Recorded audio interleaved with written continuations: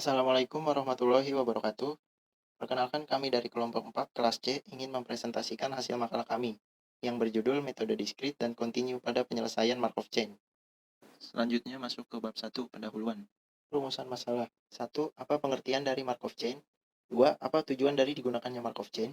3. Bagaimana perhitungan yang dilakukan dalam metode Markov Chain Diskrit?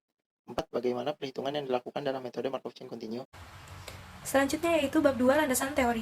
Di sini saya akan menjelaskan sedikit tentang Markov Chain. Markov Chain merupakan suatu teknik probabilitas yang dapat menganalisis pergerakan dari satu kondisi ke kondisi lainnya. Teknik ini dapat digunakan juga untuk menganalisis kejadian-kejadian di waktu-waktu mendatang secara matematis. Nah, Markov Chain terbagi menjadi dua, yaitu model Markov Chain Discrete dan model Hidden Markov Continue. Nah, model Markov Continue merupakan bentuk model hidden Markov yang memiliki proses observasi bernilai skalar di suatu selang dan struktur matematika yang kompleks. Dengan kata lain, model hidden Markov Continue merupakan permodelan dalam suatu observasi atau penelitian yang ditujukan untuk mendapatkan hasil yang fleksibel. Selanjutnya adalah bab 3 metodologi penelitian. Di sini terdapat flowchart langkah penelitian yang dimana dimulai dari studi literatur yang bisa didapatkan dari jurnal, artikel, dan penelitian terdahulu. Metode yang digunakan yaitu ada discrete dan continue. Kemudian perhitungan dari makalah ini terdapat perhitungan manual dan juga perhitungan menggunakan aplikasi POM-QM for Windows. Oke, selanjutnya pengumpulan dan pengolahan data perhitungan Markov chain discrete. Di sini sudah ada tabel nilai probabilitas dan diagram Markov chain discrete sehingga menghasilkan matriks ordo 3x3 sebagai berikut. Selanjutnya, dari ordo matriks 3x3 kita menentukan persamaan sehingga menghasilkan persamaan 1, 2, 3, dan 4. Selanjutnya, menentukan nilai P0, P1, dan P2 dengan cara eliminasi dan substitusi. Langkah pertama yaitu eliminasi P0 terhadap persamaan 2 dan 3 sehingga menghasilkan 2P2 sama dengan P1. Selanjutnya, eliminasi P0 terhadap persamaan 2 dan 4 sehingga menghasilkan P1 sama dengan 4. Dari eliminasi P1 dan P2 sehingga kita memasukkan persamaan 4 yaitu dengan menentukan P2-nya terlebih dahulu. P2-nya itu menghasilkan 2. Selanjutnya kita memasukkan ke persamaan 4 sehingga menghasilkan P0 sebesar 4. Maka diperoleh hasil P0 0,4 atau 40%, P1 0,4 atau 40%, dan P2 0,2 atau 20%. Selanjutnya perhitungan Markov chain discrete menggunakan Microsoft Excel, di mana kita mencari inverse-nya terlebih dahulu dengan memblok semua ordo 3x3, selanjutnya sehingga menghasilkan hasil inverse-nya.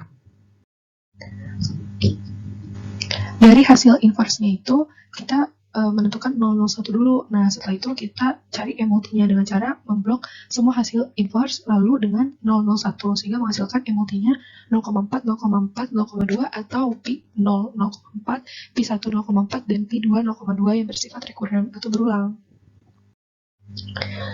Selanjutnya perhitungan menggunakan Markov chain discrete POM-QM for Windows dengan cara menentukan modul terlebih dahulu, yaitu Markov chain analysis atau Markov analysis. Klik new lalu create data set for Markov analysis. Kita membutuhkan 3 state. Lalu langkah keempat kita mengisi state yang diperlukan untuk menentukan Markov chain. Lalu klik solve sehingga menghasilkan state analysis state 1, 2, 3 yang bersifat recurrent atau berulang dengan class number 111 sampai hingga, lalu menghasilkan Markov analysis result di mana steady state probability-nya sebesar 0,4, 0,4, 0,2 atau P0 yang 0,4, P1 0,4 dan P2 0,2 yang bersifat recurrent atau berulang yang menghasilkan satu pada setiap state atau seterusnya sampai hingga. Di sini saya akan menjelaskan tentang Markov chain waktu kontinu, di mana kami mendapatkan data dari jurnal acuan sebagai berikut dan memodifikasi data dari jurnal acuan sebagai berikut. Untuk menghitung Markov chain waktu kontinu, harus melakukan langkah-langkah sebagai berikut. Langkah yang pertama yaitu mengumpulkan data, langkah yang kedua yaitu menentukan probabilitas yang sudah tercantum pada PowerPoint. Langkah yang ketiga yaitu mengolah matriks probabilitas, dan langkah keempat yaitu memutuskan peluang. Pada Markov chain waktu kontinu didapatkan 4 peluang yang sudah tercantum pada PowerPoint. Bab 6. Kesimpulan dan saran. Kesimpulannya yaitu 1. Markov chain merupakan sebuah teknik probabilitas yang dapat menganalisis pergerakan. 2. Teknik ini digunakan untuk menganalisis kejadian-kejadian di waktu yang akan datang. 3. Berdasarkan perhitungan pada metode Markov chain discrete, maka didapat hasil sebagai berikut. 4. Berdasarkan hasil perhitungan menggunakan Markov chain waktu kontinu, maka didapatkan hasil sebagai berikut. Dan yang terakhir saran, yaitu untuk memperbanyak referensi mengenai permasalahan pada rumusan masalah. Baik, terima kasih atas perhatiannya. Wassalamualaikum warahmatullahi wabarakatuh.